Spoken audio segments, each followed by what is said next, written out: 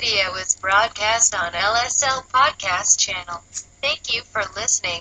Please subscribe to the channel. Let not your heart be troubled. You are listening to the Sean Hannity Radio Show podcast. So like many of you, I have trouble sleeping. I have insomnia. No matter what I tried, it wouldn't work until I met Mike Lindell, and I got my very own MyPillow. It has changed my life. What makes MyPillow so different is MyPillow's patented adjustable fill. In other words, you can adjust the patented fill to your exact individual needs so you get the support you need and want to help you get to sleep faster and stay asleep longer. Just go to MyPillow.com or call 1-800-919-6090. Remember, use the promo code Hannity. When you do, Mike Lindell will give you his best offer ever. Buy one pillow and get another one absolutely free. MyPillow, made in the USA, 10-year unconditional warranty, and it has a 60-day, no-questions-asked money-back guarantee. You have nothing to lose. So it's time for you to start getting the quality of sleep that you've been wanting and we need. Just go to MyPillow.com or call 800-919-6090, promo code Hannity. Take advantage of Mike's special 2-for-1 offer.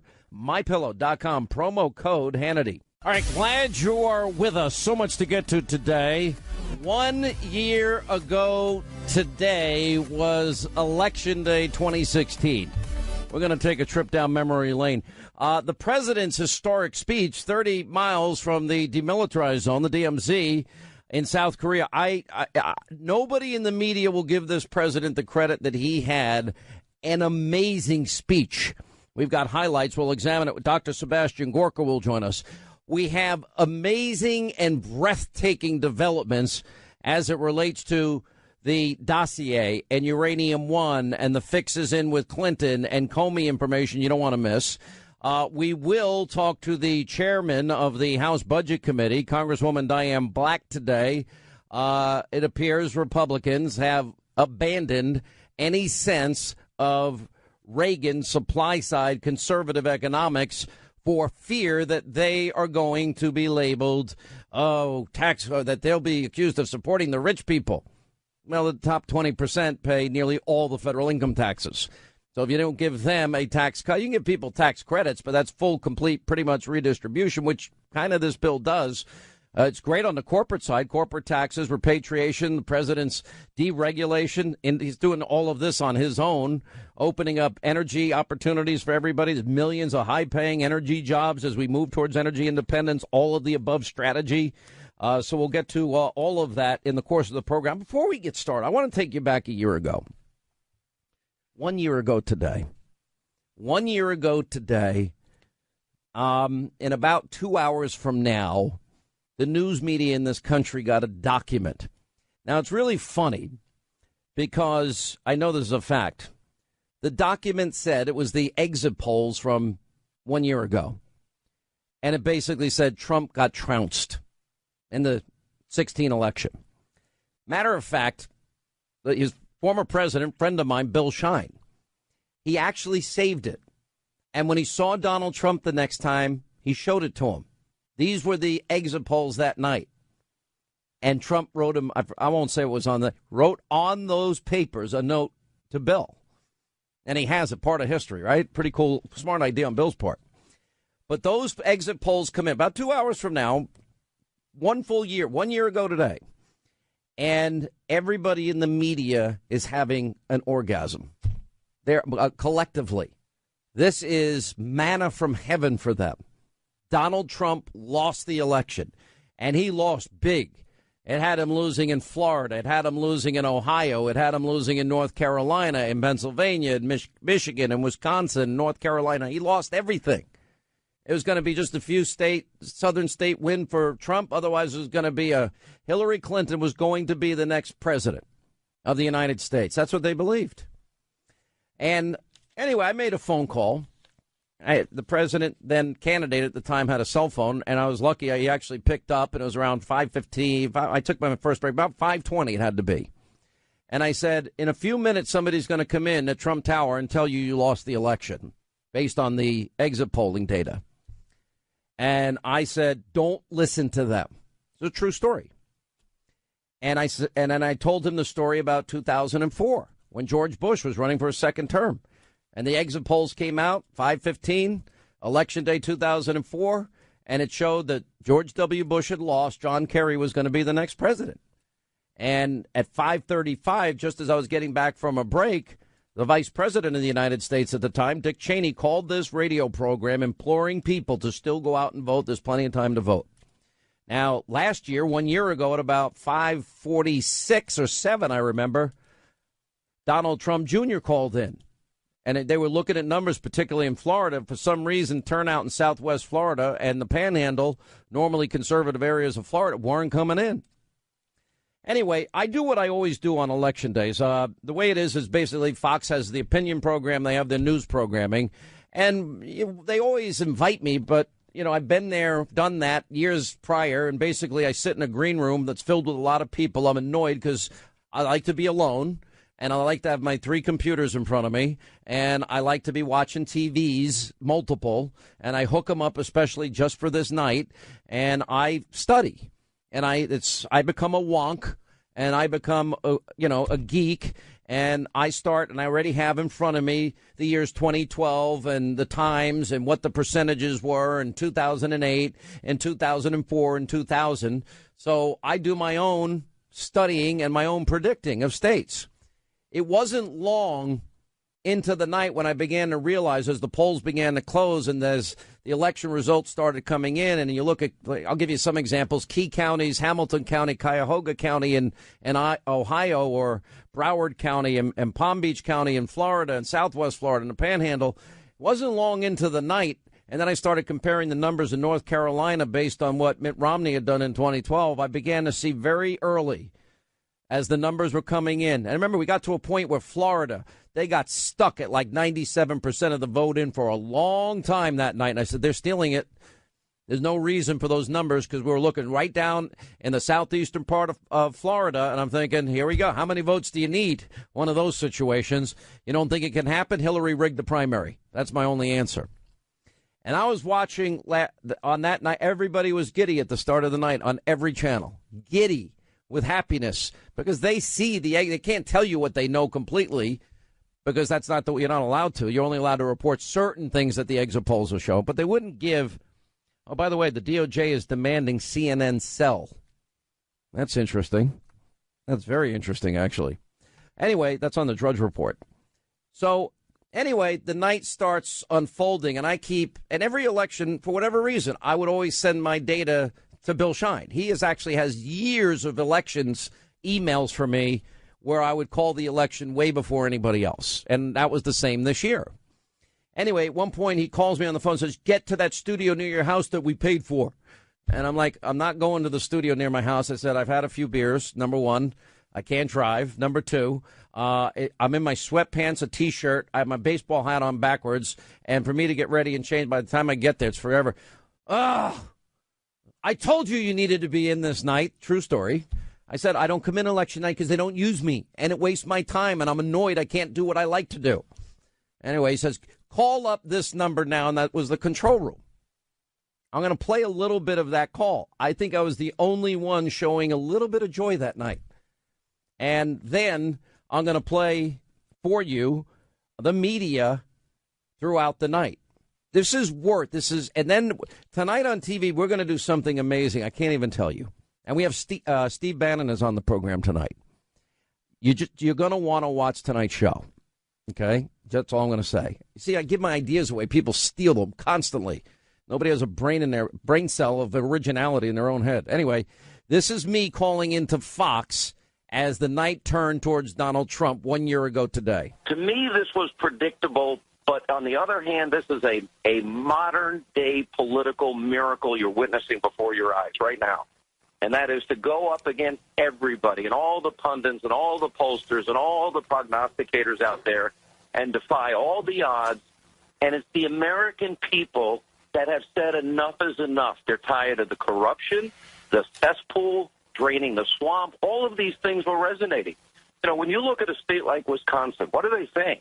They want their jobs back. They want the labor participation rate to be lower. In other words, more people having jobs. They want America to be energy independent. They're tired of a horrible educational system. They're tired of Obamacare rates going through the roof. This is not complicated. What's happening now is not working. And these guys, and Donald Trump has gone out there and he outworked Hillary Clinton and he put forward a much better agenda. And America said enough is enough with failed policies. That's what this election was about. Fundamentally, what drives elections? Peace and prosperity. America's not prosperous. America's not working. Hillary lied about her emails, lied about Benghazi. She's corrupt. She's so dishonest. Look at the exit polls tonight. And at the end of the day, is Donald Trump like every other person? Are we all flawed? Have we all sinned and fallen short? Yeah. And maybe he wasn't spending his entire life running for president, which is why he probably went on the Howard Stern show. If my plan is to run for president, I probably wouldn't go on Howard's show. And with that said, Americans saw through that, and they saw a guy that was really successful and really had a dream that America could be a lot better. Look, we have nearly 50 million Americans in poverty, nearly 50 million Americans on food stamps, 95 million Americans out of the labor force. These are millions of our fellow citizens that are suffering. Things are getting worse. This president's taken on more debt than every other president before him combined. And Americans are looking at their children and grandchildren and say, this is immoral. This has to stop. And that is the reason why I felt confident coming into tonight that he had a very good chance, although a difficult path, as we've been following the news all night.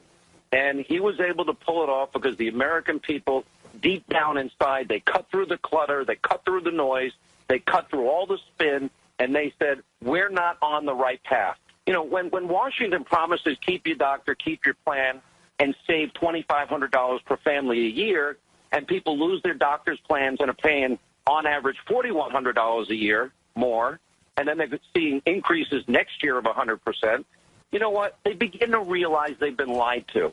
When they see a foreign policy where there's 600 requests before the Benghazi attack, and our government did nothing, they say government's failing.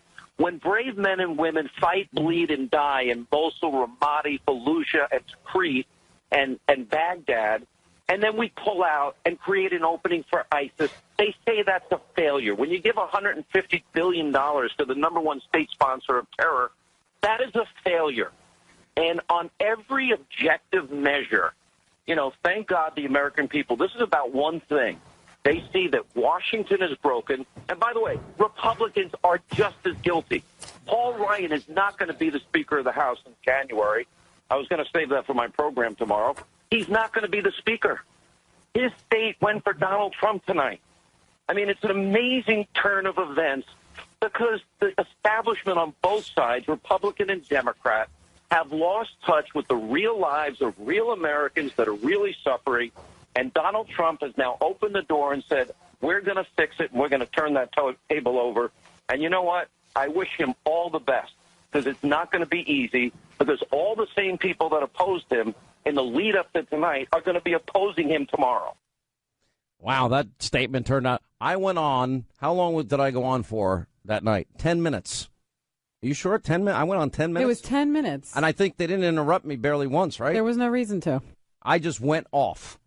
And I think we captured it. And by the way, I'm more right than I thought about the same people opposing Trump, opposing him today.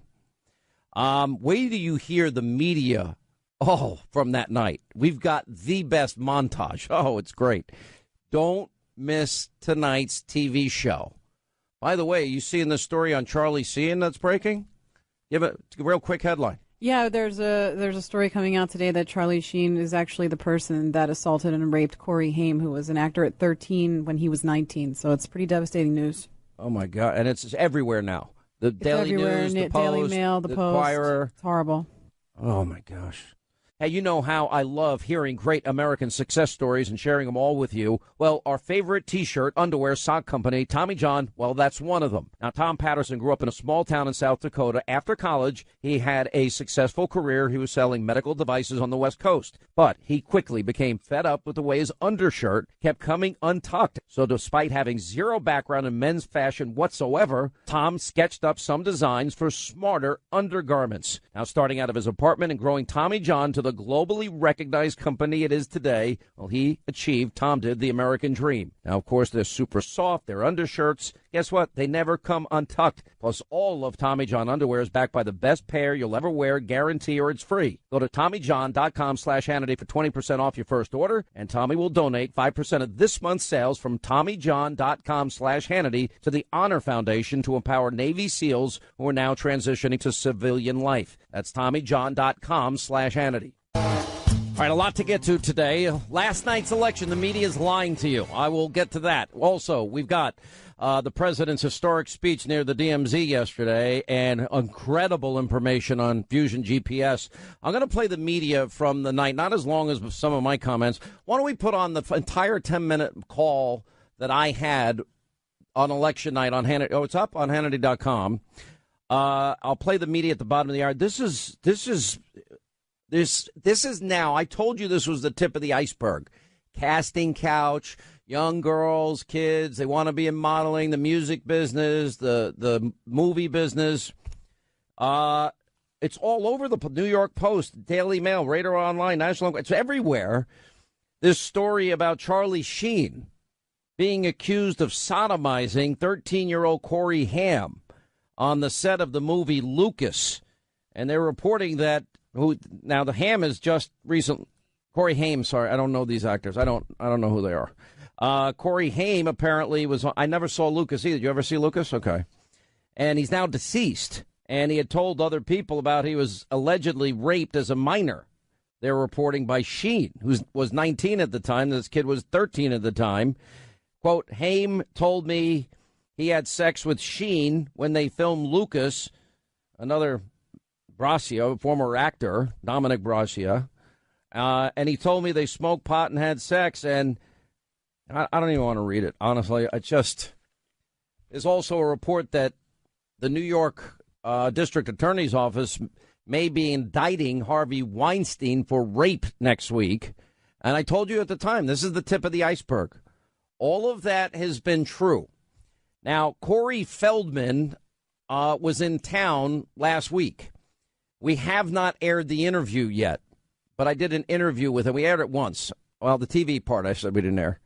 And we had him on radio. We had him on TV.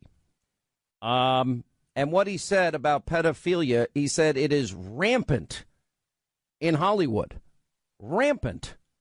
And that it happened to him. And he apparently was best friends with Corey Haim. And off the record, I knew this story was coming. He knew this story was coming. And I asked him about it privately.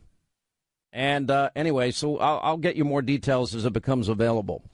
All right. Also, we're going to go line by line with the president's speech today. We've got Jay Sekulow is going to weigh in. Hillary, what? The fix was in for everything. Fix was in for the primary. The fix was in for the general. False Russian propaganda. The fix was in on the tarmac with Loretta Lynch. The fix was in with Comey, changing the words and writing an exoneration piece before he even investigated. We're going to get into that with Jay Sekulow. Sebastian Gorka weighs in on this historic speech in South Korea last night. And we're going to go over this budget that doesn't seem very conservative, Reagan-esque, with Congresswoman Diane Black. Donald Trump, just last week, he confirmed to the National Review that he is again considering a run in 2016. Do it. Do it. Look at me. Do it. I will personally write you a campaign check now on behalf of this country, which does not want you to be president, but which badly wants you to run. Donald Trump has been saying that he will run for president as a Republican, which is surprising since I just assumed he was running as a joke. Is that people think that Donald Trump is a clown. Donald Trump is a clown. I mean, does anybody seriously think that Donald Trump is serious about running for president? Donald Trump, he's a clown. President Obama will go down as perhaps the worst president in the history of the United States! Exclamation point at real Donald Trump. Well, at real Donald Trump. At least I will go down as a president. They said basically this is the beginning of the end for Trump. The beginning of the end. Beginning of the end? This is probably starting of the beginning of the end for Donald Trump. Donald, you're not going to be able to insult your way to the presidency. The strongest person usually isn't the loudest one in the room. So right now we have Hillary's about a 75 or an 80% favorite. We have different versions of the forecast you can look at. The poll has Hillary Clinton up by double digits nationally, 12 points, 50 to 38, a four-way race. Clinton leading in Florida, Clinton leading in North Carolina, Clinton leading in Ohio, Clinton leading in Nevada. I could go on and on and on. I continue to believe Mr. Trump will not be president. And so, right now, Mr. Trump, to answer your call for political honesty, I just want to say, you're not going to be president, all right? It's been fun. It's been great. I love you. But come on, buddy. We have a major projection right now. Donald Trump will take Ohio.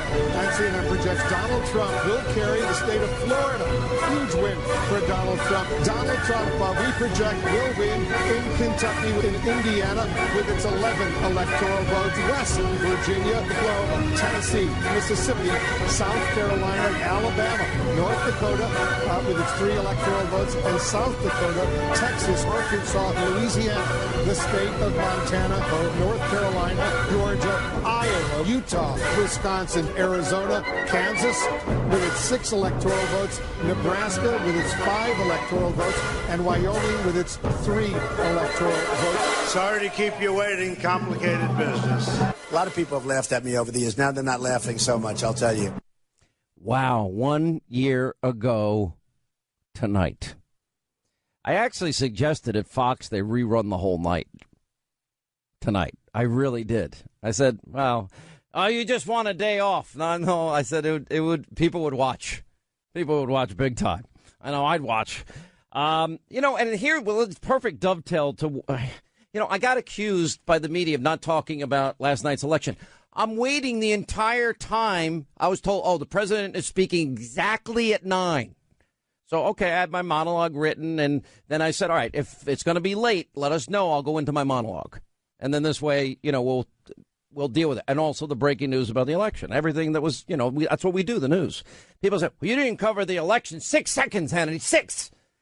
And I'm like, okay, for the first part, I kept hearing every minute in my ear, which is annoying when you're on TV and people talk in your ear. It's not like Lawrence O'Donnell annoying. I felt bad for him. I mean, who's with the hammer? That's frustrating, especially my ears are so sensitive after 30 years in radio. Anyway, so of course I was going to get, but we were waiting. I kept hearing any minute. And finally, 20 minutes into the show, out comes Donald Trump speaking in South Korea, 30 miles from the demilitarized zone. And I'm like, then he literally went to 50 seconds left in the show. And I handed the show off to Laura. And that was it.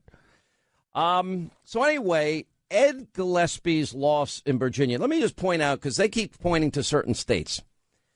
Donald Trump didn't win the Commonwealth of Virginia. He didn't win New Jersey. He didn't win New York. In New Jersey, all due respect to Governor Christie, is like a 2% approval rating. It's bad. There was no chance that the lieutenant governor was going to win.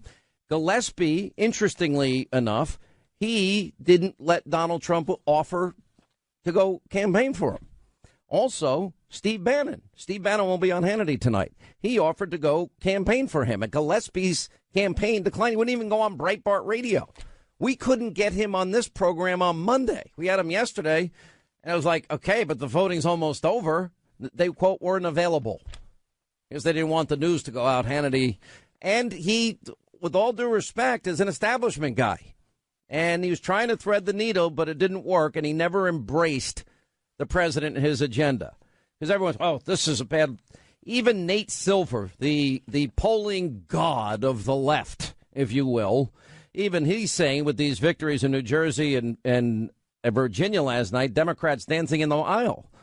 There's no doubt winning is better than losing. That's a fair statement. But all these left-wing pundits out there counting their chickens before they hatch, saying the Democrats are poised to take the House in 2018 and Donald Trump is doomed. They're going to impeach him. Well, that could very well work out, but that destiny is not in the hands of Donald Trump. The destiny of Republicans are now in their own hands. And right now they're literally hanging in the balance. Can they get the tax reform bill done? Can they do something next year on better governance? Can they go back to the old Reagan principles? So far, when I look at what they're offering with this tax reform bill and raising taxes on the people that pay taxes and redistributing wealth on one side, they do a great job with the corporate side, a great job with repatriation. The president single-handedly did a great job opening up energy in the country. This is going to be up to the Republicans in the House and more specifically the Senate. And if they can't get their job done, they will lose. What did I just play in the last half hour? You don't keep your promises, keep your doctor, keep your plan, pay less. Democrats lost. And if you look at Democratic losses over the years, they were spectacular. I'll explain all this tonight on TV. So, it is what it is. By the way, the new governor of New Jersey wants to turn New Jersey into a sanctuary state. Oh, great. Can't wait. Chuck Schumer threatening to shut down the government unless Dreamers get amnesty. Got a lot of fights here for Republicans, but if you won't fight to keep your repeal replace promise and you're no longer Reagan supply side conservatives on the economy and you want to raise taxes on the rich, well, we can elect Democrats to do that for us. You're doing a good job on the corporate side, but they're afraid of the class warfare rhetoric of Chuck Schumer. It's stupid. It's dumb. It makes no sense. Anyway, but if you look at the economy under President Trump, it's done extraordinarily well. I mean, I've given you these numbers, and, the numbers speak for themselves. 1 million new jobs, 7-year low in food stamp participation, 7-year high in terms of labor participation. We now have National Association of Realtors. Houses are selling at the fastest pace in 30 years. Consumer Confidence Conference Board has it as a 17-year high. Atlanta Fed projected a week ago that GDP growth for the fourth quarter will be 4.5%. That'd be stunning. Today we have literally ADP saying 235,000 extra jobs on top of the million jobs created in October. So far, it's 1 million plus jobs, the president, because of what he did on his own alone. And, you look at, for example, black unemployment now has hit a 17-year low, the lowest level since December of 2000. Same things when you break down other demographic. The Hispanic, the Latino community is doing much better with jobs. The Asian community, the country as a whole is doing better. And it's all because the president got rid of Obama-era burdensome regulations. You have company after company wanting to bring their money back here. That's all Donald Trump alone. Has nothing to do with the Republicans. They have yet to do anything. I want to also we'll get into this with great detail. We've got massive developments here as it relates to the Clinton House of Cards is now beginning to crumble. What do we learn from Donna Brazile? She stole and rigged the Democratic primary. What else? She tried to rig and steal the general election from Donald Trump. How'd she do that, Hannity? Well, she paid for Hillary-Russia collusion. Hillary paid for the salacious lying dossier that was filled with information that was full of lies, propaganda, misinformation, disinformation. And she literally paid it both through her campaign and the DNC, but nobody knows where the money came from. And she funneled it through the same attorney. And they paid for the Russian lies. Why? To influence the American people. There's one report out today that they may have meaning the Democrats, they may have actually been out there trying to pay through Fusion GPS. They might have been out there trying to pay off journalists to run with this crap. So she steals the primary, tries to steal the general. The fix is in for both. She tries to fix the email server scandal with Comey, writing an exoneration of that, and even changing the language from the statutory language of gross negligence. That happens. And then Loretta Lynch tried to fix it through the tarmac meeting with Bill Clinton. I mean, it's unbelievable. Everything they do, they try and fit. This is a bought and paid for dossier. Then Uranium One, the money kicked back. We're learning so much. So anyway, we have a new report, a key Fusion GPS official. That's the company that they paid for the Russian dirt. Met with the Russian lawyer. Remember the Russian lawyer? Big deal, media, met with Donald Trump, Donald Trump Jr., Trump Towers. Well, turns out that the Hillary-funded, bought and paid for Fusion GPS dossier official met with the Russian lawyer just before the Russian lawyer sat down at Trump Tower with Donald Trump Jr. And then guess what? They met after the meeting. Well, that sounds like a setup to me. Then you got Donna Brazile. She was told she didn't need to know about the DNC funding the fake news anti-Trump Russian dossier. And on top of that, we got now Judicial Watch is literally suing the Department of Justice to find out if former FBI Director Comey coordinated with special counsel Robert Mueller, who he leaked to the New York Times to get the special counsel before Comey testified before Congress. Then we've got John Solomon's report that is out there, and he's now reporting that an early draft of Comey's announcement exonerating Hillary Clinton accused her of gross negligence. There, at least gross negligence. Well, that is the legal definition of a felony. And there were 3 iterations of this. And 3 times they put it out with gross negligence, and somebody picked up, oh, that's what the statutory language is. That means we're saying she's guilty of a felony. We'll change it to extreme carelessness. And that means Comey's original memo said Clinton had broken the law, should have been prosecuted. I mean, and remember, he went along with Loretta Lynch. Oh, it's a matter. It's not an investigation. It's a matter. I mean, it's all pretty unbelievable tonight. The Clintons, they operate under their own set of rules. We don't have equal justice under the law. The fix was in. The primary fix was in. Bernie Sanders went along with the lie. The fix was in when she colluded with Russia, dishing out millions for fake news, a Russian dossier filled with lies. The fix is in. James Comey's memo saying Clinton was grossly negligent. Don't worry, he was exonerating her before even investigating her. The fix was in. The tarmac meeting with Bill Clinton, Loretta Lynch, the fix was in. You know, we really supposed to believe that they talked for 45 minutes about grandkids? It's just as baloney. Anyway, and of course you've got all of this, Bill Clinton doubling his speaking fees, the kickbacks to the Clinton Foundation. We don't have enough uranium in this country at all. We have to import uranium, but yet Vladimir Putin, Mueller, and Eric Holder knew in 2009 that Putin thugs were in this country and that they were involved in kickbacks and extortion and bribery and money laundering and racketeering. And Mueller knew it, and Eric Holder knew it. A lot of people knew it. And that's only a small portion of this. But the Fusion GPS official meeting with a Russian operative before and after the Trump Jr. sit-down? The Fusion GPS officials mentioned in the report that the firm's co-founder, Glenn Simpson, and the Russian lawyer, and that they know that Hillary Clinton and the DNC shelled out the money for this? This is beyond outrageous.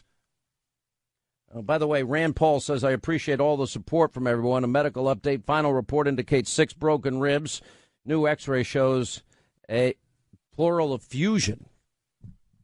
A pleural effusion, by the way, it's like an unusual amount of fluid around the lung, in case you're interested. Not exactly a doctor, but I had sisters that were nurses and a brother-in-law that's a doctor. That's where I picked up all my medical knowledge. Linda's impressed. Aren't you shocked? You didn't know I knew that, did you? Tell you, you're just a man of wonder. I do have the list of celebrities that have said they will leave the U.S. if Trump won.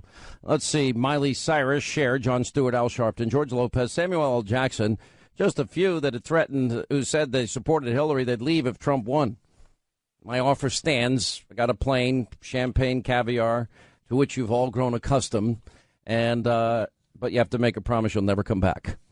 By the way, Tom Brokaw attacking Donna Brazile, calling the revelations beyond counterproductive.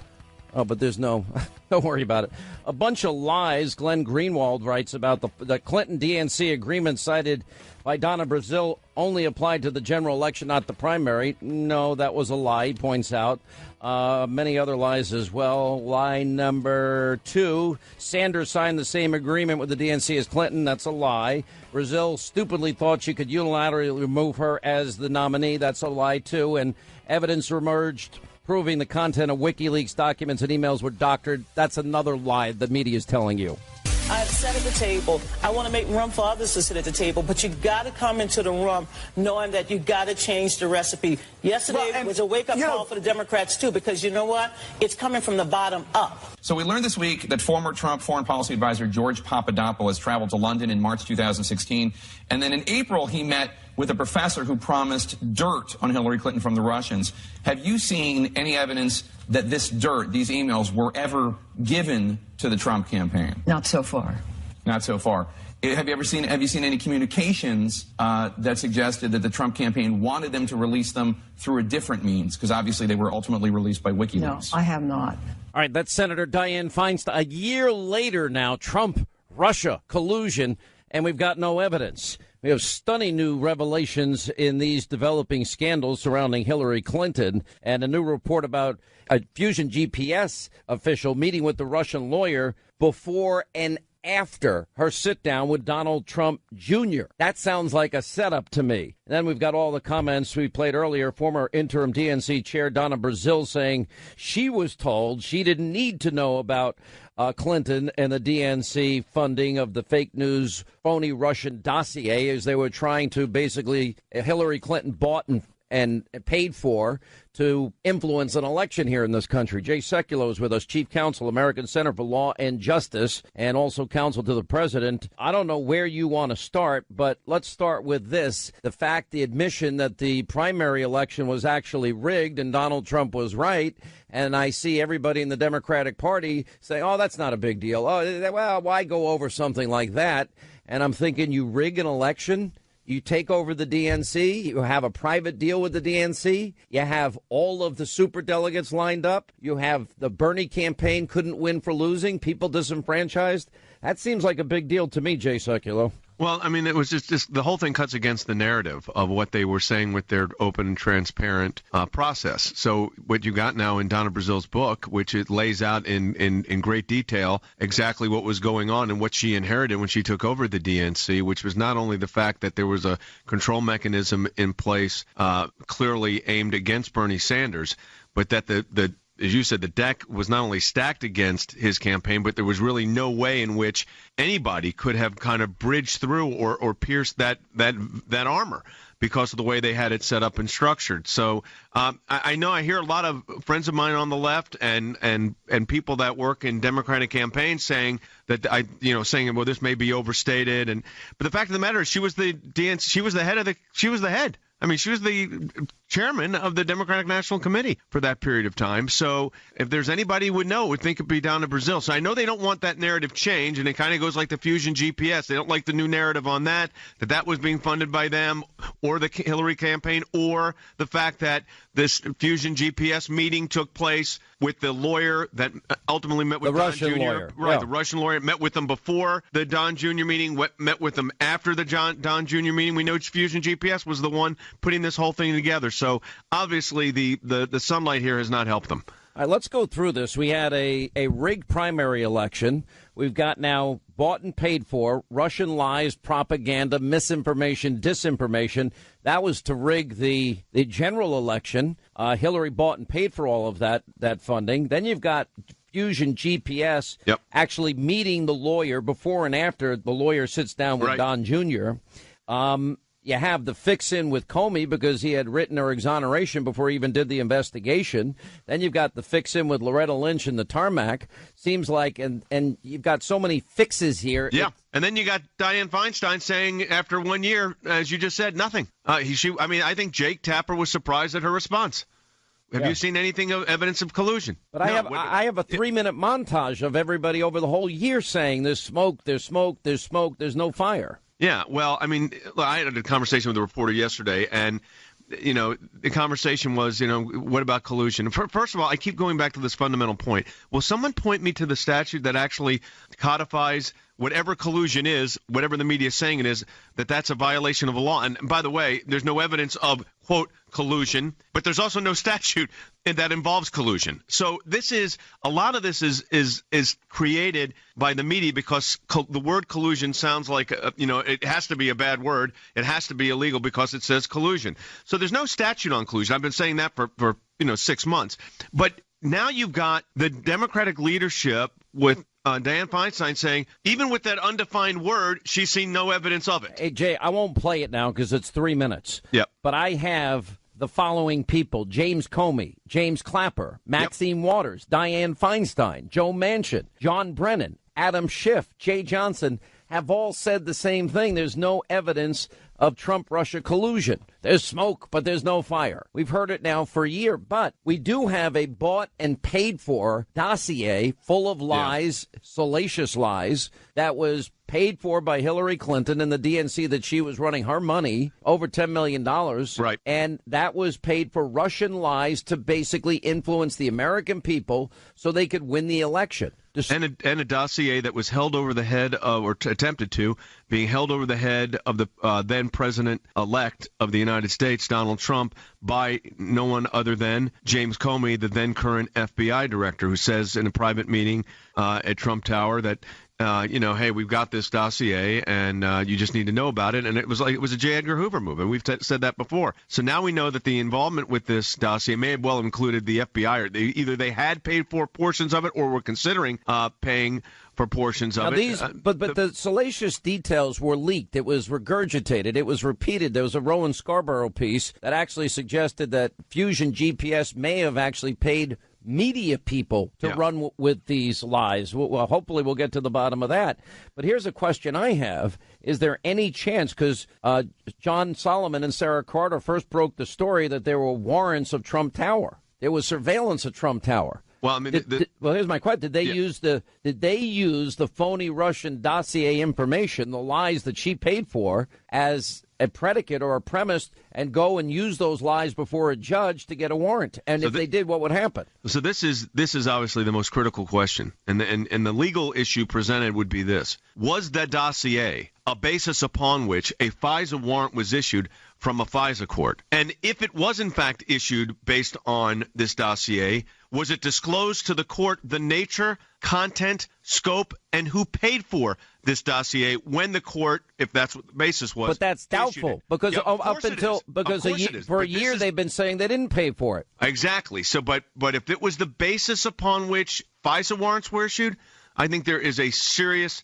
legal issue for those that engaged in obtaining the warrant and, of course, finding out what information was given. And I hope that the House and Senate will conduct oversight and the FBI. Wouldn't that likely render it inadmissible in a court of law? Oh, I would file motions. Look, there's no question I would file motions to suppress that if there's any evidence on that, if I was a lawyer representing a party affected by it. Would there be a record of the arguments that were made to obtain the warrant? So even in a FISA proceeding, they have records. It's just not the records available to the public, is my understanding. But they would have to be made available to any defendant. Well, yeah, I mean, if you got exculpation issues or the issue of, in this particular case, let's say a motion to suppress, yeah, I would say the government would be compelled, or the court would have to issue the order upon which it based its information. In other words, get the information upon which it issued the order.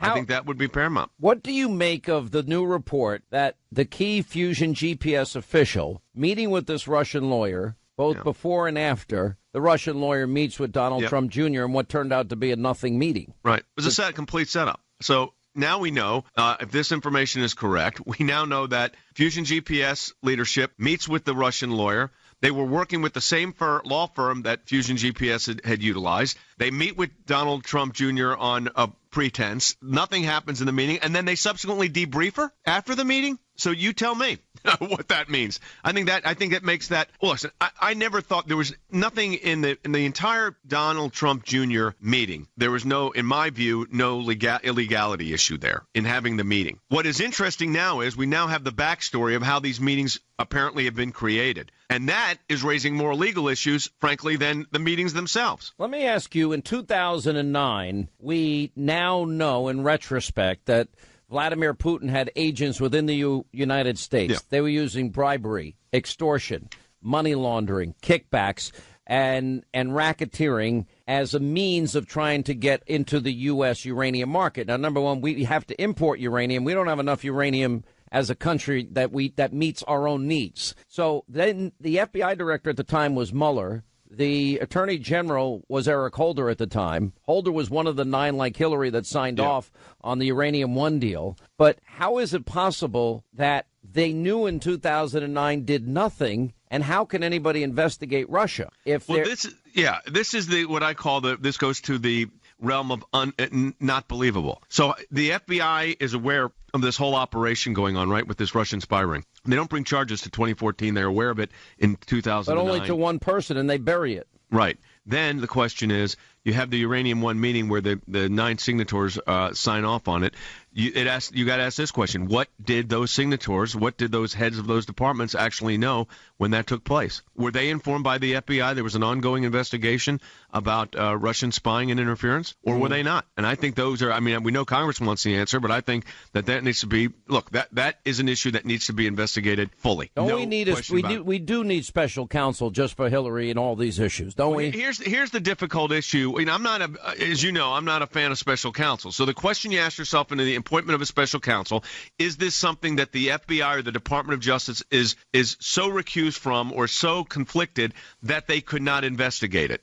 And that would be how the evaluation. If that is the standard, then we all know that they were involved because the FBI informant who had penetrated this Putin ring has documents and emails and tape recordings and firsthand experience. Yeah, I think it's a fact-based determination made by the Department of Justice of whether they can conduct the investigation themselves. I want to ask you about the FBI Director James Comey changing the words gross negligence to extreme carelessness. Continue more with Jay Sekulow.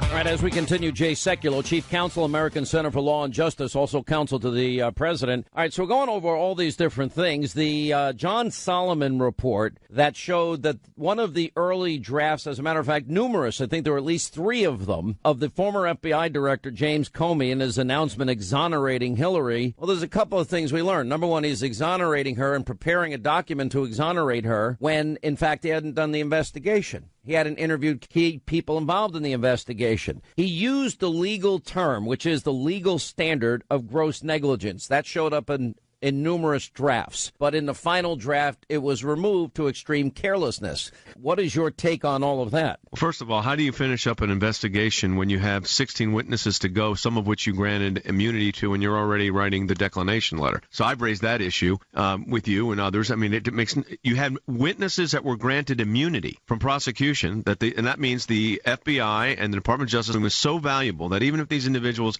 had committed a crime themselves, they would be absolved of that crime and not prosecuted because their testimony could be that important. But yet the FBI director is writing his declination letter before those interviews take place. That's one. Besides the fact that the candidate herself, Hillary Clinton, hadn't been interviewed yet. Okay, put all that aside. Then, so you got the immunity issue. Then you got the standard of criminality. Gross negligence, of course, is the statutory framework upon which the charge would have been brought.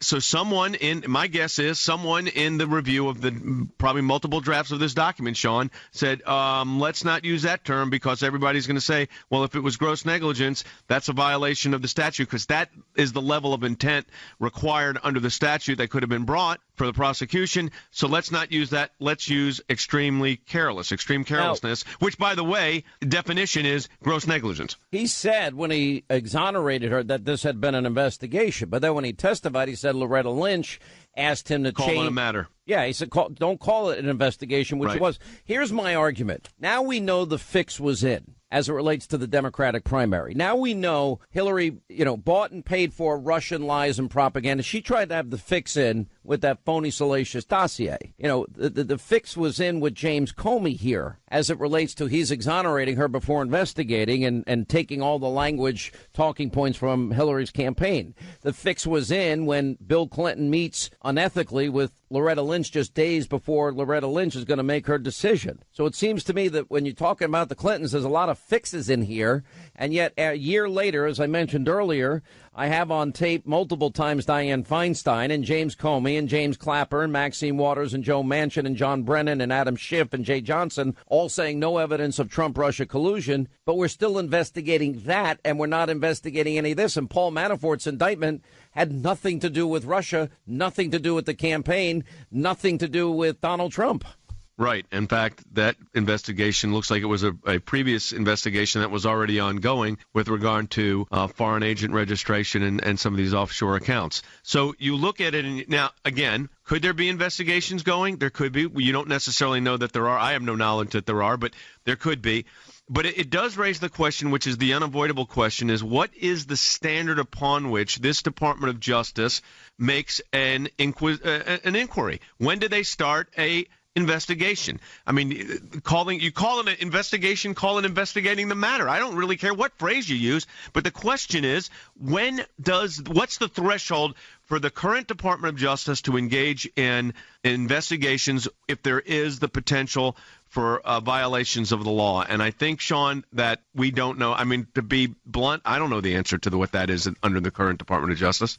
All right, we got to leave it there. Jay Sekulow, amazing insight, and you're an amazing attorney. We really appreciate it. Thanks, Sean. 800-941-SEAN, toll-free telephone number. You want to be a part of the program. Now, look what happened in New Jersey, and all right, that's not all that's in the news today. The president gave a courageous, historic speech last night and laid down a gauntlet. We'll get to that with Dr. Gorka next. I'll read some of the critiques coming from the right and give you a chance to reply. They say that there's a hidden new tax bracket, that some people will actually pay more taxes.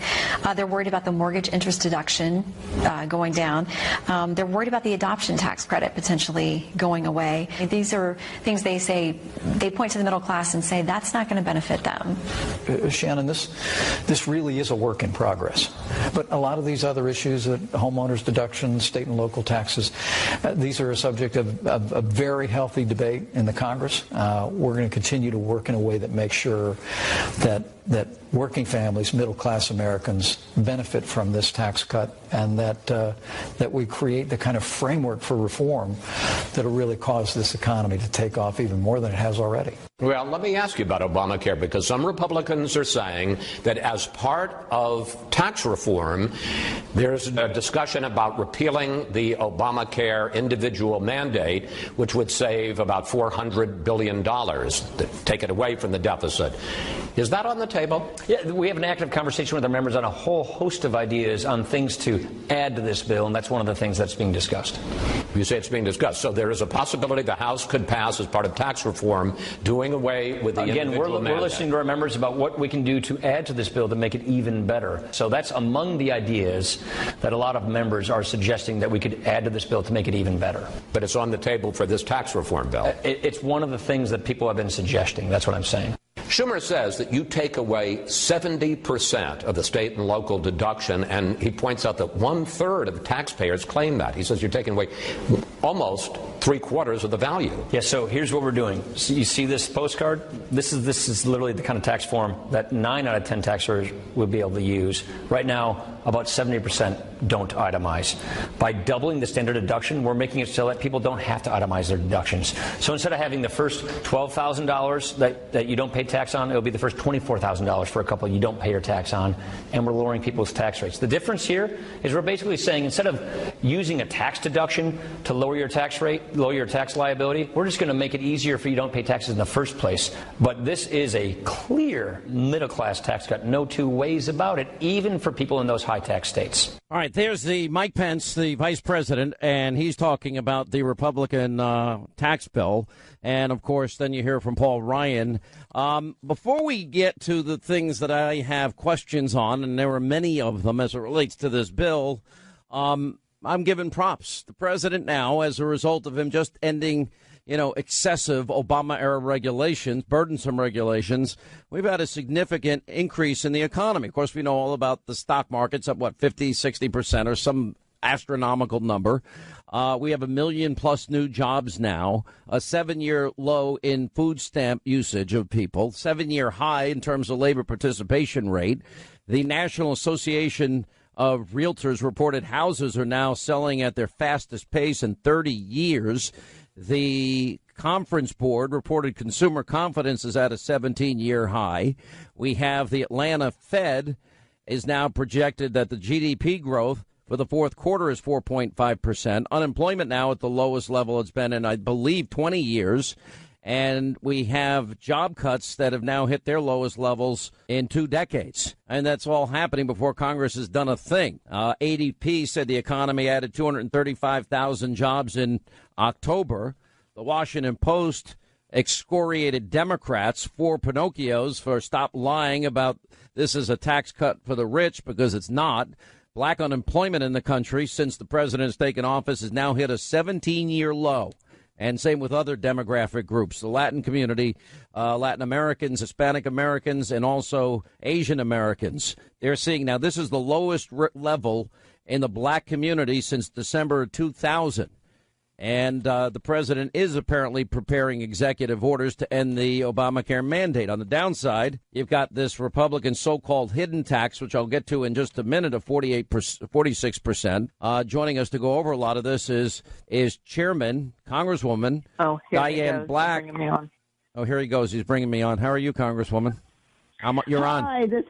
Yes. Hello. How are you today? I'm good. You're the chair. You're the chairman of the House Budget Committee. I want to discuss a lot of this with you. How are you? I'm good. We're in markup today. Of course, for your listeners, they may not know what that means, but it's an opportunity to be able to add amendments to the bill. So we're doing that, and a lot of discussion, a lot of moving parts today. All right. That's where I think we want to go over a lot of this here because, look, as I have said on the air, corporate rate to 20% win. That's a win for the American people, the forgotten men and women. The repatriation, that's a win for the American people.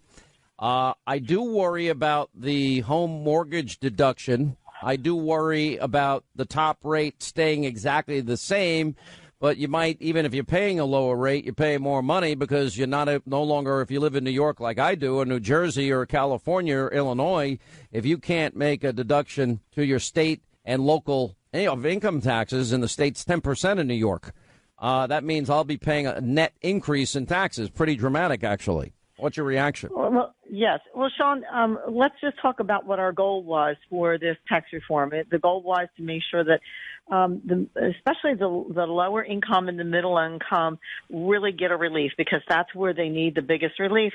The second part of that is to get the economy moving.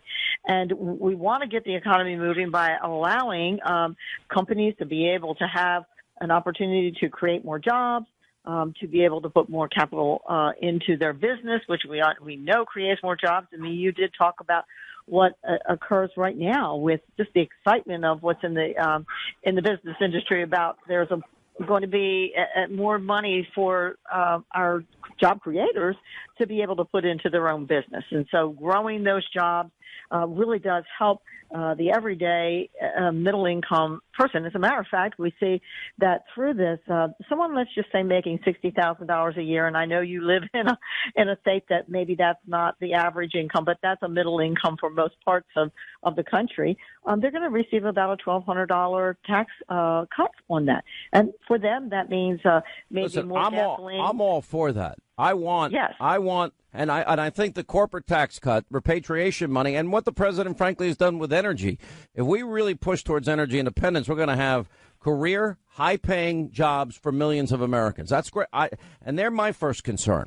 Here's what I fear, and tell me if I'm wrong. For example, in this bill, the plan maintains the top bracket at 39.6% for households earning more than $1 million, all right? And when I look at the Reagan supply-side conservative tax philosophy, which I am a believer in, you're doing everything right on the corporate side, but there seems to have been the Republican Party now has moved away from Reagan conservative supply-side tax cuts because Reagan cut the top marginal rates from 70 to 28%. Yes, and what if you look at, and I wish that I had the charts to show you, and maybe that's one of those things like others who come onto your show and have a little chart where we could actually show this little chart, because those in the higher income, those higher income earners aren't getting as large of a tax decrease. They're not getting any. They're not. But hang on. The top 10% of Americans pay 70% of the taxes. The top 20% pay over 90%. The bottom 50% pay nothing federal income taxes. Didn't Reagan drop the top marginal rates? In other words, the people that actually pay taxes. You can't give a tax cut to people that don't pay taxes. You give them benefits, but you can't give them a tax cut. Reagan dropped that rate from 70 to 28%. It seems to me that there's a fear among Republicans that class warfare rhetoric will be used against them if they follow the Reagan supply-side conservative model. But we wanted to be sure that where we actually give the greatest income relief is right there in the middle, which we are doing in our plan. But everyone is getting a small amount of cut even up into the larger earners. So the $1.2 to $1.6 million earners only are going to be in that place where they will not be able to take advantage of that lower rate of 12% right off of the bottom. But everybody across the entire spectrum is going to be getting a decrease in their taxes, smaller for those upper income earners. But here's where... But if the rate remains the same and you take away deductions like the state income tax deduction, doesn't that mean I pay more? No, because you then get a benefit such as the AMT. Is taken away, but so that makes a difference. We double the standard deduction for folks that are all the way across the range, so that helps out as well. Listen, I'm not saying this is about me, but I just believe if you're going to do the right thing on the corporate side, on the repatriation side, and the energy side, if only 20% really pay most of the bills, why not give them a real cut so they'll invest in the economy also? It's philosophical. It's not about me. I don't really care if the forgotten men and women in this country get more get relief. I'm happy, but I'm saying that they can get a lot more relief if we believe in really blowing out and growing the economy. And Sean, you know that as we look at turning one dial and another dial, we have to get to what reconciliation says, is that we have to have $1.5 trillion deficit at the max. And so when we look at, again, our goal being those in the middle income, we want to give them the greatest relief because that is the area that needs the greatest relief. Listen, That is our goal. I got to take a break. More with the chairman of the House Budget Committee, Congresswoman Diane Black. All right, as we continue, the chairman of the Budget Committee, Congresswoman Diane Black of Tennessee, is with us. I've been a penny plan supporter for years, and you guys just passed a budget that has zero cuts. You're increasing spending every year due to baseline budgeting. Listen, and I'm not disagreeing with you, Sean. You know that the budget that I put out this year finally addressed mandatory spending because there are two sides to this issue. Unless we actually get very serious about cutting our mandatory spending and we address that as well, we will never be able to balance our budget. So we have got to get to that point where we recognize there is another side to this coin, and the other side to this coin. But as we see the economy grow, and as we see people having their wages increase, more jobs created, that does help to bring in more money to the federal government as well, which will help us to be able to start balancing. But what we can't do is say when more money comes in, we'll just spend more money, which has been here in Washington the way that people think. Oh, more money's coming in, let's have more programs. And that's where we have to have the discipline. Yes, the economy will grow. Yes, there will be more money that will flow through the coffers. I don't want to make this about you, but you've got to admit that the Republican Party is beyond timid here. And let me give you some examples. Republican Party couldn't get their act together and repeal and replace health care. You did do it in the House, but they couldn't get a deal out of the Senate. And as a result, in the minds of voters, that's a huge, massive, broken 7-year promise. And then on the issue, I agree totally with that, and that squarely goes on the steps of the Senate. Absolutely, squarely on them. And I'm looking at John McCain saying that this budget's dead on arrival, and comments from Murkowski and then the usual suspects. And I'm thinking they can't even give us tax reform or real across the board tax cuts, and there's no spending cuts. And I say, in my opinion, that the Republican Party is a shadow of its former self with no identity. Am I wrong? No, you're not wrong. I think you're absolutely right. If the Senate does not come through on what we have promised the American people we would do, and that is tax reform, if they do not work with us and work with the president, then everybody over there needs to be I'm going to say, in fairness, I am totally with you. In fairness to the House, there's 300 bills you guys passed, including Kate's Law, sanctuary cities, and they haven't even begun to. They're not even giving the president half of his appointments, for crying out loud. And these people are on vacation every other week. It's pretty disheartening to me. It is very disheartening. It's disheartening to us because we work so hard at getting good plans out there with a repeal and replace. And now with tax reform, we've been working on this for 7 years. I have been here for 7 years, and this is what we've been working on. If we do not do what we tell the American people that we're going to do on this, shame on us. And so we have to get this done here in the House, force the Senate to do their work. Let's do a conference committee, and let's give the American people tax relief where we will see this economy grow, because at the end of the day, that's what will make a difference for our country. If we get beyond 3% up to 4%, and even, gosh, if we could get up to the 7% that we saw under Reagan, we could really see a difference being made on bringing down our debt and deficit. But we've got to go back to mandatory spending and those programs that we spend too much on. We've got to do something about those. They just passed a budget. They keep baseline budgeting. They didn't cut a thing. If you want more money for the middle class, that's the single greatest, thing that you can do. I would prefer the penny plan. You cut 1 penny out of every dollar. Every one. I like the penny plan, too. I'd vote for that. Worked hard on a budget that finally got us to the point where we were addressing mandatory spending. Took us a long time to do it, but we passed it out of the budget. We passed it in the House. I'm very proud of that. It was the Senate that, because we knew that this was the most important thing this year for a number of people, including the House and also the President, was to get tax reform done. But I am assured by my leadership that they are going to be doing mandatory reform, entitlement reform next year on the budget. And that has to be done because this is a balance. This is not just about raising or cutting taxes and getting the economy moving. This is also about not spending it when it comes in. All right, Congresswoman, I agree with what you're saying. I just wish maybe you can take these people in the Senate, put them in a room, turn off the air conditioner, and, throw in occasional pizzas, and they can't leave until they do their job. All right. Whatever we have to do to make them do their job is what the American people expect of us. I appreciate you being with us. Thank you so much. Congresswoman Diane Black, 800-941-SEAN, toll-free telephone number. You want to be a part of the program. 2009, the United States gave negotiations yet another chance and offered North Korea the open hand of engagement. The regime responded by sinking a South Korean Navy ship, killing 46 Korean sailors.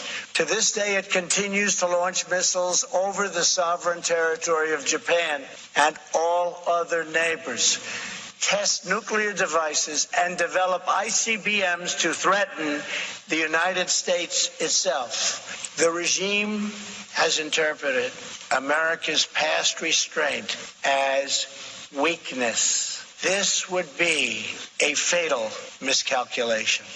This is a very different administration than the United States has had in the past.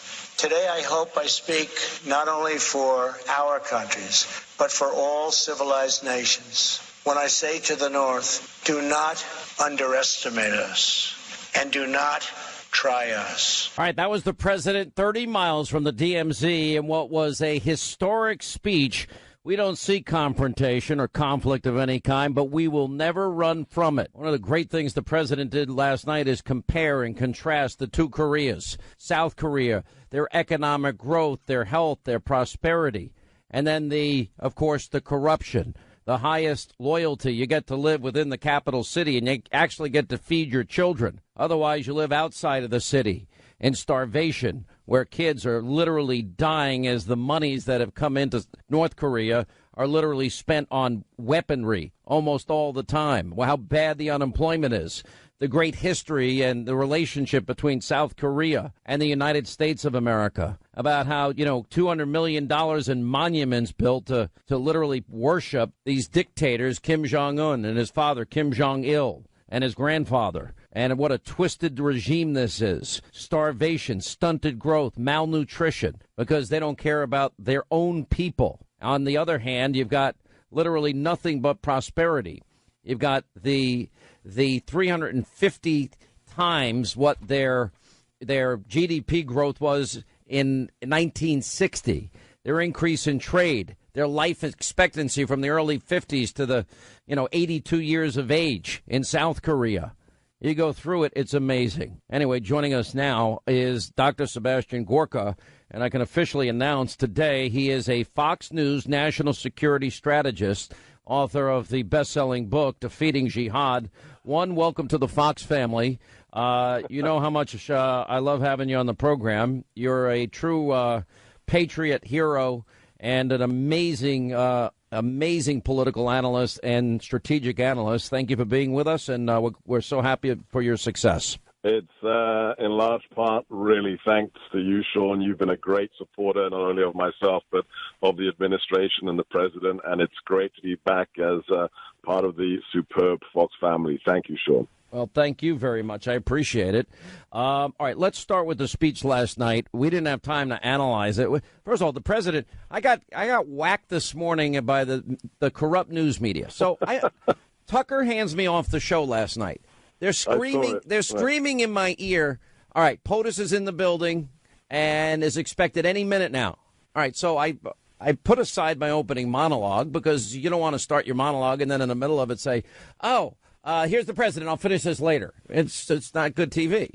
So I had you and I had Ambassador John Bolton on, and I kept hearing every other minute, nope, he's there any second now. And then they started seating, General Kelly and Hope Hicks, and the First Lady came in with, and I'm like, all right, so I'm waiting. And so we ended up doing like 17 minutes of really good, hard-hitting analysis on the situation in North Korea and around the world. And you guys were amazing. But we weren't talking about the election because I thought at any second I would be breaking. Of course, we had the election covered. And the election is a result of Ed Gillespie saying no to Donald Trump and rebuffing Steve Bannon's offer to help in the closing days of the campaign. That's a big part of it. Anyway, what are your thoughts on the president's speech first? Just two words, just leadership and truth. I mean, look, I am the child of people who escaped communist dictatorship.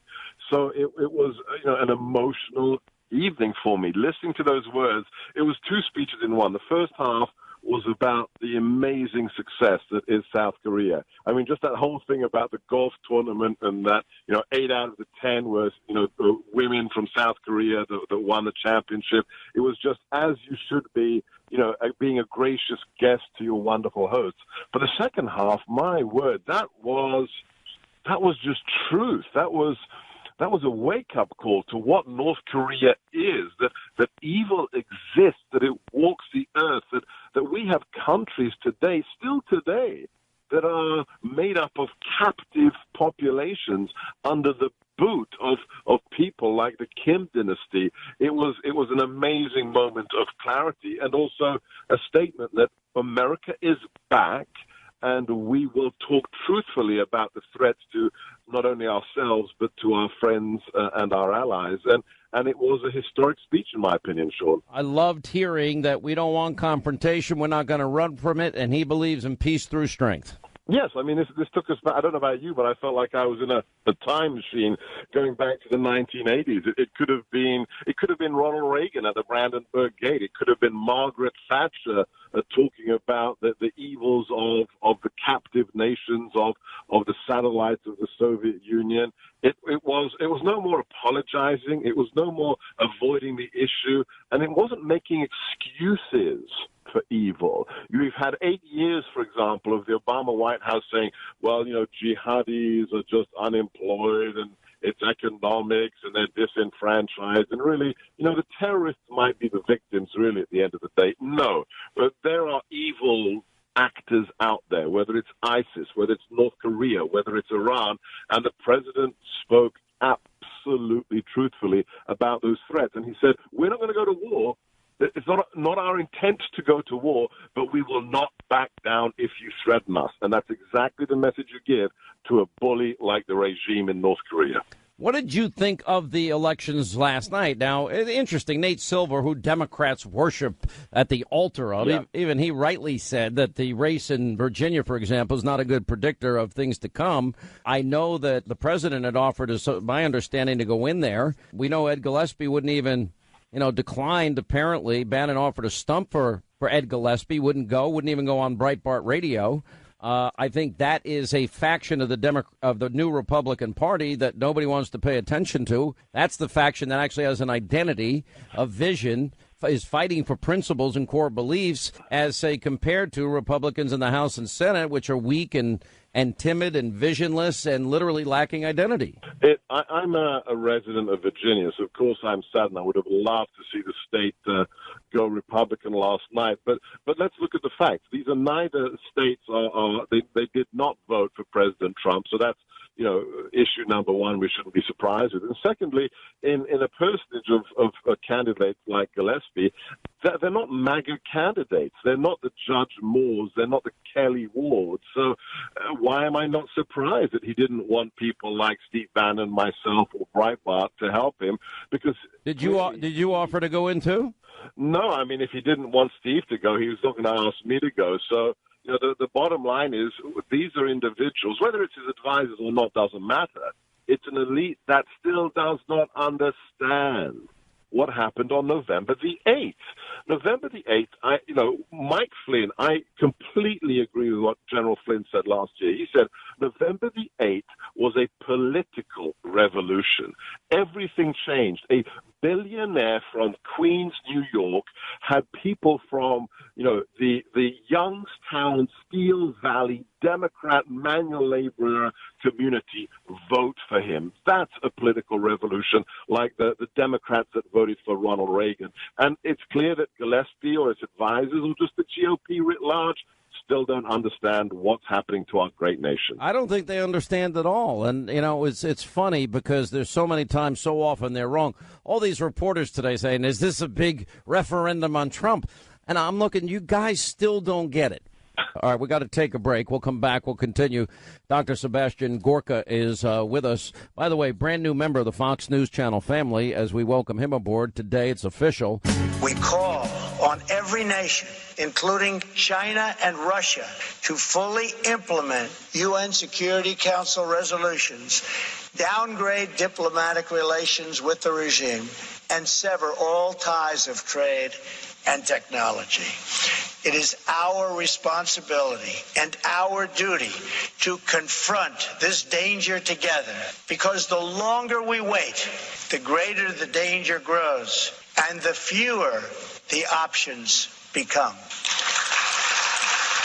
And to those nations that choose to ignore this threat, or worse still, to enable it, the weight of this crisis is on your conscience. I also have come here to this peninsula to deliver a message directly to the leader of the North Korean dictatorship. The weapons you are acquiring are not making you safer. They are putting your regime in grave danger. Every step you take down this dark path increases the peril you face. North Korea is not the paradise your grandfather envisioned. It is a hell that no person deserves. Yet, despite every crime you have committed against God and man, you are ready to offer, and we will do that. We will offer a path to a much better future. Joining us now is Dr. Sebastian Gorka. I'm going to go back. I'm actually going to play some of my call that I made into Fox on election night 1 year ago tonight. And I'm going to tell you something. It is how the faces of people all across the media landscape were shocked. And they're shocked today. And and let me add this. If Republicans don't win in 18, it's because, what, they didn't keep their promise to repeal and replace? Because they barely can get a tax reform bill done? They're so afraid of class warfare rhetoric of the left that they actually are raising taxes on the wealthy and abandoning conservative supply side Reagan economics? It's absolutely stunning to me how afraid they are. We're both, mature guys. We've been around the block. We've seen a thing or two. And you can only judge a human being or a group of human beings not based upon what they say, but we judge them upon what they do. Right, Sean? Absolutely. Let's do that with the president, and let's do that with the GOP. What has the president done in the last 9 months? It's just stunning. I know it's shocking for most people that this is a man who promises things and then actually does them. But look at it. Lowest unemployment in 17 years, 1.5 million jobs created, a stock market that's increased by 25%, ISIS's caliphate destroyed, NATO revitalized, our allies in Asia reassured. That's reality. That's not rhetoric. Okay, let's compare that with the GOP. What's the GOP done since January the 20th? Okay, they confirmed a Supreme Justice Gorsuch, which is great. What else have they done?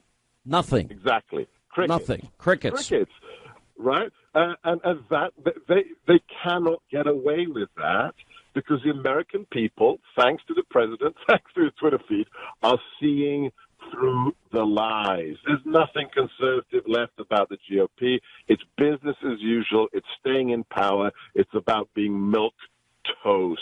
And that is what we have to shine a very bright light But there on. are listen, it's funny because I've been interviewed by a lot of reporters over the years. I keep saying to them, The Trump agenda has been the Reagan agenda, and it has been what I never changed.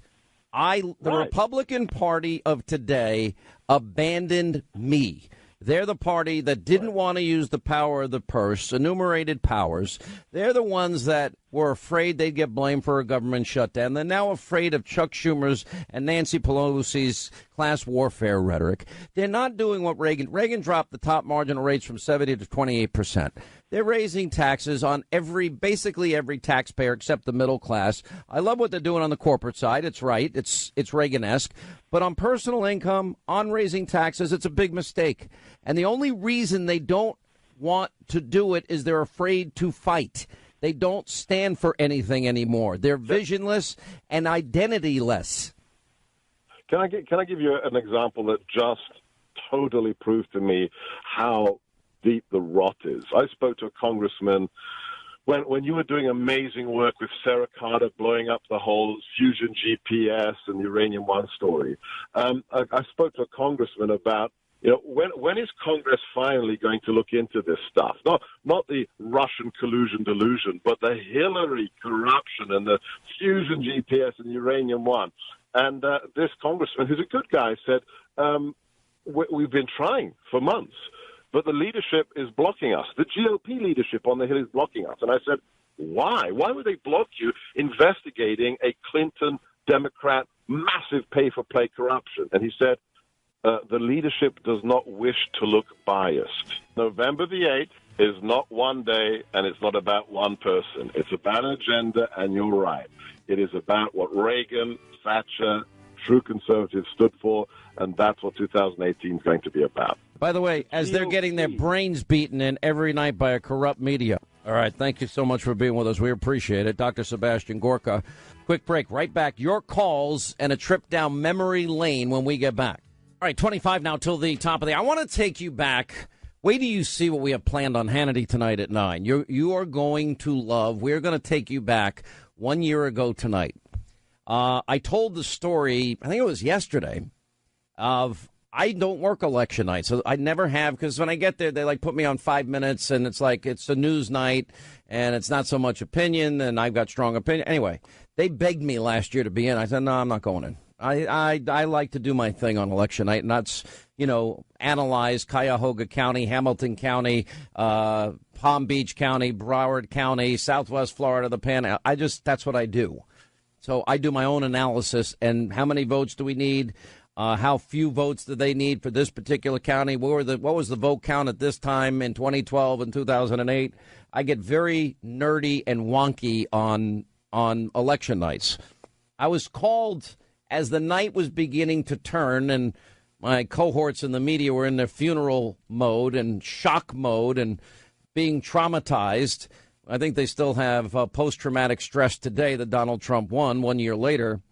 My boss at the time, Bill Shine, calls me and says, get to that studio we built for you near your house. I said, I'm not going. I had 3 or 4 beers. I can't. And he goes, call in now. Call in right now. Call this number. I said, all right. So in the middle of Fox's coverage, I call in. I stayed on how long? You were actually technically on for 10 minutes. Oh, I was on for 10. But what we have done is we have edited down to the best of Hannity from election night. This is me, election night, calling into the Fox News channel. To me, this was predictable. But on the other hand, this is a modern-day political miracle you're witnessing before your eyes right now. And that is to go up against everybody and all the pundits and all the pollsters and all the prognosticators out there and defy all the odds. And it's the American people that have said enough is enough. They're tired of the corruption, the cesspool, draining the swamp. All of these things were resonating. When you look at a state like Wisconsin, what are they saying? They want their jobs back. They want the labor participation rate to be lower. In other words, more people having jobs. They want America to be energy independent. They're tired of a horrible educational system. They're tired of Obamacare rates going through the roof. This is not complicated. What's happening now is not working. And these guys, and Donald Trump has gone out there and he outworked Hillary Clinton and he put forward a much better agenda. And America said enough is enough with failed policies. That's what this election was about. Fundamentally, what drives elections? Peace and prosperity. America's not prosperous. America's not working. Hillary lied about her emails, lied about Benghazi. She's corrupt. She's so dishonest. Look at the exit polls tonight. And at the end of the day, you know, is Donald Trump like every other person? Are we all flawed? Have we all sinned and fallen short? Yeah. And maybe he wasn't spending his entire life running for president, which is why he probably went on the Howard Stern show. If my plan is to run for president, I probably wouldn't go on Howard's show. And with that said, Americans saw through that, and they saw a guy that was really successful and really had a dream that America could be a lot better. Look, we have nearly 50 million Americans in poverty, nearly 50 million Americans on food stamps, 95 million Americans out of the labor force. These are millions of our fellow citizens that are suffering. Things are getting worse. This president's taken on more debt than every other president before him combined. And Americans are looking at their children and grandchildren and say, this is immoral. This has to stop. And that is the reason why I felt confident coming into tonight that he had a very good chance, although a difficult path, as we've been following the news all night. And he was able to pull it off because the American people, deep down inside, they cut through the clutter, they cut through the noise, they cut through all the spin, and they said, we're not on the right path. You know, when Washington promises keep your doctor, keep your plan, and save $2,500 per family a year, and people lose their doctor's plans and are paying, on average, $4,100 a year more, and then they're seeing increases next year of 100%, you know what? They begin to realize they've been lied to. When they see a foreign policy where there's 600 requests before the Benghazi attack, and our government did nothing, they say government's failing. When brave men and women fight, bleed, and die in Mosul, Ramadi, Fallujah, and Tikrit, and Baghdad, and then we pull out and create an opening for ISIS, they say that's a failure. When you give $150 billion to the number one state sponsor of terror, that is a failure. And on every objective measure, you know, thank God the American people, this is about one thing. They see that Washington is broken. And by the way, Republicans are just as guilty. Paul Ryan is not going to be the Speaker of the House in January. I was going to save that for my program tomorrow. He's not going to be the Speaker. His state went for Donald Trump tonight. I mean, it's an amazing turn of events because the establishment on both sides, Republican and Democrat, have lost touch with the real lives of real Americans that are really suffering. And Donald Trump has now opened the door and said, we're going to fix it, and we're going to turn that table over. And you know what? I wish him all the best, because it's not going to be easy, because all the same people that opposed him in the lead-up to tonight are going to be opposing him tomorrow. Now, compare that to the media on election night. I was flipping all over the dials. It was a funeral everywhere, except, of course, my call that you just heard. And that we should put the whole call on Hannity.com. Anyway, here is the media freakout on election night. Donald Trump, just last week, he confirmed to the National Review that he is again considering a run in 2016. Do it. Do it. Look at me. Do it. I will personally write you a campaign check now on behalf of this country, which does not want you to be president, but which badly wants you to run. Donald Trump has been saying that he will run for president as a Republican, which is surprising since I just assumed he was running as a joke. Is that people think that Donald Trump is a clown. Donald Trump is a clown. I mean, does anybody seriously think that Donald Trump is serious about running for president? Donald Trump, you know, he's a clown. President Obama will go down as perhaps the worst president in the history of the United States! Exclamation point at real Donald Trump. Well, at real Donald Trump, at least I will go down as a president. So basically, this is the beginning of the end for Trump. The beginning of the end. Beginning of the end? This is probably starting of the beginning of the end for Donald Trump. Donald, you're not going to be able to insult your way to the presidency. The strongest person usually isn't the loudest one in the room. So right now we have Hillary's about a 75 or an 80% favorite. We have different versions of the forecast you can look at. Poll has Hillary Clinton up by double digits nationally, 12 points, 50 to 38, four-way race. Clinton leading in Florida, Clinton leading in North Carolina, Clinton leading in Ohio, Clinton leading in Nevada. I could go on and on and on. I continue to believe Mr. Trump will not be president. And so, right now, Mr. Trump, to answer your call for political honesty, I just want to say, you're not going to be president, all right? It's been fun. It's been great. I love you. But come on, buddy. We have a major projection right now. Donald Trump will take Ohio. And CNN projects Donald Trump will carry the state of Florida.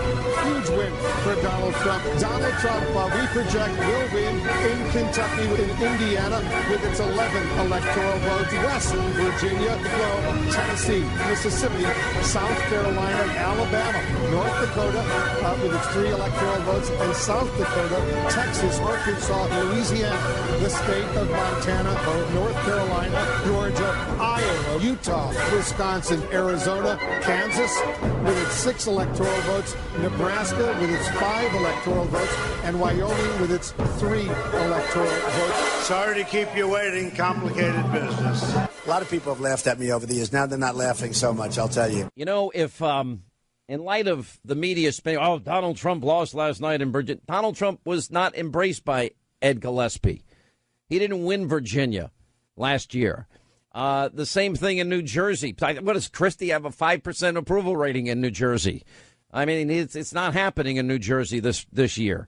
We'll need another John Corzine corrupt scandal, and things will move back, hopefully. In the state of Washington, Trump didn't win Washington. He didn't win New York. He didn't go out and campaign. Gillespie didn't want him on the campaign trail, which was a bad decision. Bannon offered to go help him and would have helped a lot. Bad decision.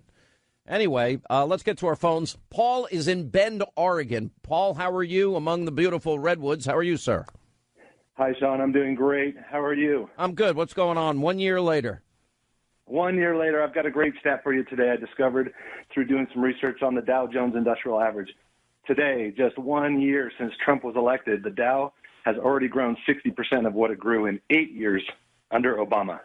I think the better statistics are the housing statistics, the unemployment statistics, the demographic breakdowns of employment and the improvements we've made, and a 17-year low of food stamp participation and a 30-year housing boom for the country. We haven't had a housing boom like this in 30 years, and a 17-year increase in consumer confidence, and the Republicans haven't even done their job. Trump has only done his. Right. I agree with you 100%. I knew you were going to give those stats. I love stats myself. And the global stock market has gained $28 trillion since Trump's election as of today. I mean, that's pretty impressive. But your stats are right. Unemployment is down to 4.1, lowest in 17 years. 1.5 million new jobs created since Trump took office. Pretty impressive day. Pretty impressive day. Look, it was a great night. I remember how I felt that night. And, I started revealing some of the things that took place. I got the exit poll numbers. The second they're coming in, and I'm looking, North Carolina, done, he lost. Florida, gone. Then I got Wisconsin, gone. Pennsylvania, gone. Michigan, gone. Donald Trump is going to get trounced. That's what the exit polls. Same thing in 2004. John Kerry, exit polls showed he was going to be the next president. And like in 2004, anyway, I got in my first break in the 5 o'clock hour. I actually called Donald Trump, then candidate. I said, in a few minutes, people are going to walk into your office, and he was in Trump Tower that night, and they're going to tell you that you lost, that the exit polls show you lost. Don't believe it.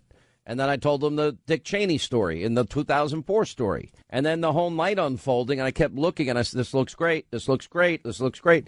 I have a tradition with Bill Shine, who's been up to then had been my boss for, 22 years. On election night, he always comes to me, what are you seeing? And he has all these emails he saved over the year for some reason that says, I'm always the first person that calls the race. I was the first person that told him Donald Trump's going to be the next president because I saw it unfolding. I saw the counties. I saw how much, once the polls close and once the results start coming in certain areas, you have a pretty good idea where that night was headed. And I said, I don't know how, but I'm seeing this combination and this possible combination. Anyway, thank you, Paul. Bonnie is in New Jersey. Bonnie, hi. How are you? Glad you called. Good, Sean. How are you today? I'm good. What's going on, Bonnie? Sean, you are the spiritual Santa Claus. What does that mean? I have to say, with your movie, I just do not even have words. So you went to see it? I went to see it Monday. I'm going back with a group. My mom, my aunt, my cousins, we're all going back again tonight. I just cannot say enough words about it. I think it's a gift to America.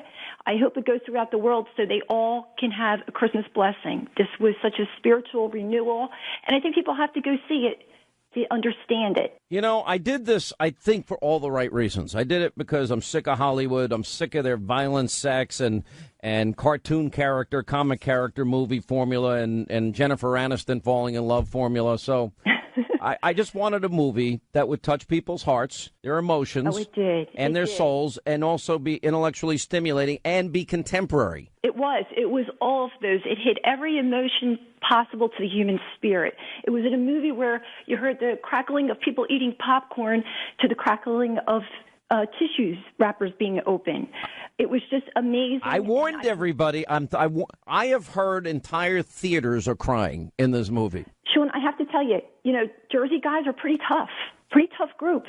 And I had a guy that looked like he could have been out of Hell's Angels sitting 2 seats over from me, and he was crying. He was literally crying. That's powerful. That is a powerful thing, and you did it. And I just wanted to call and say thank you. You gave a gift to America, and everyone should go and see it. I'm so glad you like. Listen, here's the other big news. I didn't even really know until today that because of the success in week 2, remember, we started in 373 theaters. We think we're going to be in 800 this weekend. Now, again, we're doing this independently. We have no backing, no support, no studio at all because we didn't want their influence. Because once you get involved, then they have say over this and say over that, and they're annoying as hell, and they don't know what they're doing. All right, that's going to wrap things up today. Please watch tonight's opening monologue, 9 Eastern. It's going to be amazing. A rare television appearance. Steve Bannon will talk about the election results from last night. We'll talk about the president's historic speech. Yes, we've got brand new information as it relates to all of the injustices and all of the fixes of the Clintons. We have Teslin Figaro, a supporter of Bernie Sanders. We'll go back 1 year ago tonight. That's 9 Eastern. Set your DVR, Hannity, Fox News. Thanks for being with us. See you tonight. Back here tomorrow.